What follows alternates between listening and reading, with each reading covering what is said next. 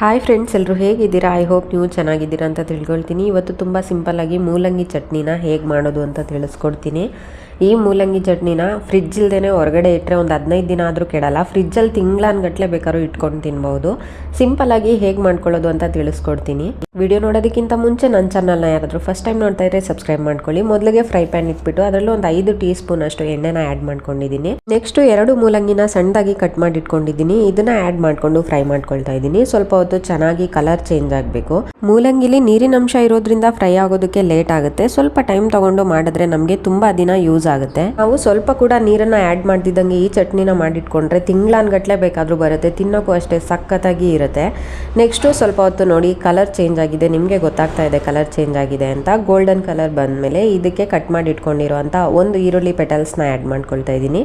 1 ಇಂಚಷ್ಟು ಶುಂಠಿನ ಕೂಡ ಸಣ್ಣದಾಗಿ ಕಟ್ ಮಾಡಿ ಇಟ್ಕೊಂಡಿದ್ದೆ, ಅದನ್ನು ಕೂಡ ಆ್ಯಡ್ ಮಾಡಿಕೊಂಡು ಫ್ರೈ ಮಾಡ್ಕೊಳ್ತಾ ಇದ್ದೀನಿ. ಇನ್ನು ಈ ಚಟ್ನಿ ಮಾಡ್ಕೊಳ್ಳೋದು ಕೂಡ ಕಷ್ಟ ಅಲ್ಲ, ಹಾಗೆ ಪ್ರಿಪೇರ್ ಮಾಡೋದು ಕೂಡ ಕಷ್ಟ ಅಲ್ಲ. ಇಂಗ್ರೀಡಿಯೆಂಟ್ಸ್ ಕೂಡ ಜಾಸ್ತಿ ಏನು ಇಡ್ಸಲ್ಲ, ತುಂಬ ಸಿಂಪಲ್ ಆಗಿ ಹಾಗೆ ಈಸಿಯಾಗಿ ಪ್ರಿಪೇರ್ ಮಾಡ್ಕೊಳ್ಬಹುದು. ಈರುಳ್ಳಿ ಕೂಡ ಚೆನ್ನಾಗಿ ಫ್ರೈ ಆದಮೇಲೆ ಒಂದು ನಿಂಬೆ ಹಣ್ಣು ಗಾತ್ರದಷ್ಟು ಹುಣಸೆ ಹಣ್ಣನ್ನ ಇದಕ್ಕೆ ಆ್ಯಡ್ ಮಾಡಿಬಿಟ್ಟು ಫ್ರೈ ಮಾಡ್ಕೊಳ್ತಾ ಇದ್ದೀನಿ. ಈ ಥರ ಎಣ್ಣೆಲೆ ನಾವು ಹುಣಸೆ ಹಣ್ಣನ್ನು ಕೂಡ ಫ್ರೈ ಮಾಡ್ಕೊಳ್ಳೋದ್ರಿಂದ ಟೇಸ್ಟ್ ಚೆನ್ನಾಗಿ ಬರುತ್ತೆ. ಹಾಗೆ ನಾವು ಒಂದು 30 ಡೇಸ್ ಇಟ್ಕೊಂಡ್ರು ಕೂಡ ಕೆಡಲ್ಲ, ಹೊರಗಡೆ ಇಟ್ಟರು ಕೂಡ ಕೆಡಲ್ಲ. ಒಂದು 15 ದಿನ ಆರಾಮಾಗಿ ನಾವು ಹೊರಗಡೆ ಇಟ್ಕೊಂಡು ಇನ್ಸ್ಟೆಂಟಾಗಿ ಯೂಸ್ ಮಾಡ್ಕೊಳ್ಬಹುದು.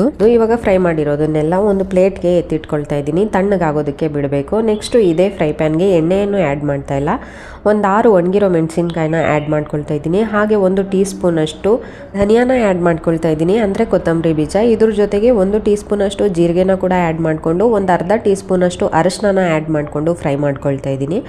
ಜಾಸ್ತಿ ಹೈ ಫ್ಲೇಮಲ್ಲೆಲ್ಲ ಇಟ್ಬಿಟ್ಟು ಫ್ರೈ ಮಾಡ್ಕೋಬೇಡಿ. ಆಲ್ರೆಡಿ ನಾವು ಫ್ರೈ ಮಾಡುವಾಗ ಪ್ಯಾನ್ ಎಲ್ಲ ಚೆನ್ನಾಗಿ ಬಿಸಿಯಾಗಿರುತ್ತೆ. ಸೊ ಆದಷ್ಟು ಲೋ ಫ್ಲೇಮಲ್ಲಿ ಇಟ್ಬಿಟ್ಟು ಸ್ವಲ್ಪ ಹೊತ್ತು ಚೆನ್ನಾಗಿ ಫ್ರೈ ಮಾಡ್ಕೊಳ್ಳಿ. ಸ್ಪೈಸಸ್ ಎಲ್ಲ ಫ್ರೈ ಆದಮೇಲೆ ಒಂದು ಚೆನ್ನಾಗಿ ಸ್ಮೆಲ್ ಬರುತ್ತೆ, ಅಂದರೆ ಒಂದು ಅರೋಮಾ ಸ್ಟಾರ್ಟ್ ಆಗುತ್ತೆ. ಆ ಟೈಮಲ್ಲಿ ನೀವು ಇದನ್ನು ಇಳಿಸ್ಕೊಳ್ಬಹುದು. ನಾನು 2 ಮೀಡಿಯಮ್ ಸೈಜ್ ಮೂಲಂಗಿನ ತೊಗೊಂಡಿದ್ದೀನಿ. ನೀವು ಒಂದು ಅರ್ಧ kg ಬೇಕಾದರೂ ತೊಗೊಂಡು ಒಂದು ಸರ್ತಿ ಮಾಡಿ ಎತ್ತಿಟ್ಕೊಂಡ್ಬಿಟ್ರೆ ನಿಮಗೆ ಆರಾಮ್ಸೆ 1 ವಾರದಿಂದ ಹಿಡಿದು 15 ದಿನದವರೆಗೂ ನಿಮಗೆ ಇದು ಚೆನ್ನಾಗಿ ಯೂಸ್ ಆಗುತ್ತೆ. ಇನ್ನು ಮೊದಲಿಗೆ ನನ್ನ ಚಾನಲ್ನ ಯಾರಾದರೂ ಫಸ್ಟ್ ಟೈಮ್ ನೋಡ್ತಾ ಇದ್ರೆ ಸಬ್ಸ್ಕ್ರೈಬ್ ಮಾಡ್ಕೊಳ್ಳಿ. ಪಕ್ಕದಲ್ಲಿರೋ ಬೆಲ್ ಐಕಾನ್ನ ಕ್ಲಿಕ್ ಮಾಡ್ಕೊಂಡು ಆಲ್ ಅಂತ ಸೆಲೆಕ್ಟ್ ಮಾಡ್ಕೊಳ್ಳಿ. ಅವಾಗ ನಾನು ಹಾಕೋ ಪ್ರತಿಯೊಂದು ವಿಡಿಯೋಸ್ ನೋಟಿಫಿಕೇಶನ್ ನಿಮಗೆ ಬರುತ್ತೆ. ಇದೇ ಥರ ಸಿಂಪಲ್ ಆ್ಯಂಡ್ ಈಸಿ ರೆಸಿಪೀಸ್ನ ನಾನು ಶೇರ್ ಮಾಡ್ತಾ ಇರ್ತೀನಿ. ಆದಷ್ಟು ಬೇಗ ನೋಟಿಫಿಕೇಶನ್ ನಿಮಗೆ ಬರುತ್ತೆ. ನಾನು ವಿಡಿಯೋಸ್ನ ಮೊದಲು ನೀವೇ ನೋಡ್ಬೋದು. ಇವಾಗ 2 ಕೂಡ ತಣ್ಣಗಾಗೋದಕ್ಕೆ ಬಿಟ್ಟು ಒಂದು ಚಿಕ್ಕ ಮಿಕ್ಸಿ ಜಾರ್ಗೆ ಆ್ಯಡ್ ಮಾಡ್ಕೊಳ್ತಾ ಇದ್ದೀನಿ. ನೀವೇನಾದರೂ ಜಾಸ್ತಿ ಕ್ವಾಂಟಿಟಿ ತೊಗೊಂಡು ರುಬ್ಕೊಳ್ಳೋ ಹಾಗಿದ್ರೆ ಫಸ್ಟು ಧನಿಯಾ ಮತ್ತು ಮೆಣಸಿನ್ಕಾಯಿನ ಫ್ರೈ ಮಾಡ್ಕೊಂಡಿರ್ತೀವಲ್ಲ, ಅದನ್ನು ನೀವು ದರ್ದರಿಯಾಗಿ ರುಬ್ಕೊಂಡು ಆಮೇಲೆ ನೀವು ಮೂಲಂಗಿನ ಆ್ಯಡ್ ಮಾಡಿಕೊಂಡು ರುಬ್ಕೊಳ್ಬಹುದು. ಕೊನೆಯಲ್ಲಿ ರುಚಿಗೆ ತಕ್ಕಷ್ಟು ಉಪ್ಪನ್ನು ಕೂಡ ಆ್ಯಡ್ ಮಾಡಿಬಿಟ್ಟು ರುಬ್ಕೊಳ್ತಾ ಇದ್ದೀನಿ. ಈಗ ರುಬ್ಕೊಂಡಿದ್ದಾಗಿದೆ. ನಾನು 1 ಸ್ಪೂನ್ ಕೂಡ ನೀರನ್ನು ಆ್ಯಡ್ ಮಾಡಿಲ್ಲ. ನೀವು ಒಂದು ವೇಳೆ ಜಾಸ್ತಿ ಕ್ವಾಂಟಿಟಿಲಿ ಮಾಡೋ ಹಾಗಿದ್ರೆ ಒಂದು 2-3 ಸ್ಪೂನ್ ಅಷ್ಟು ಬಿಸಿ ನೀರನ್ನು ಆ್ಯಡ್ ಮಾಡ್ಕೊಳ್ಳಿ. ನೀರನ್ನು ಆ್ಯಡ್ ಮಾಡ್ದೇನೆ ನೀವು ಇದನ್ನು ರುಬ್ಕೊಂಡ್ರೆ ಮಾತ್ರ ಹೊರಗಡೆ ಇಟ್ಕೊಳ್ಳೋಕ್ಕಾಗುತ್ತೆ. ಇನ್ನು ಫ್ರಿಜ್ಜಲ್ಲಿ ಇಟ್ಕೊಳ್ಳೋ ಹಾಗಿದ್ರೆ ನೀವು ರುಬ್ಕೊಳ್ಳೋವಾಗ ಕಷ್ಟ ಆಗುತ್ತೆ ಅಂದರೆ ಒಂದು ಸ್ವಲ್ಪ ಬಿಸಿ ನೀರನ್ನು ಆ್ಯಡ್ ಮಾಡಿಕೊಂಡು ರುಬ್ಕೊಳ್ಬಹುದು, ಏನೂ ತೊಂದರೆ ಆಗಲ್ಲ.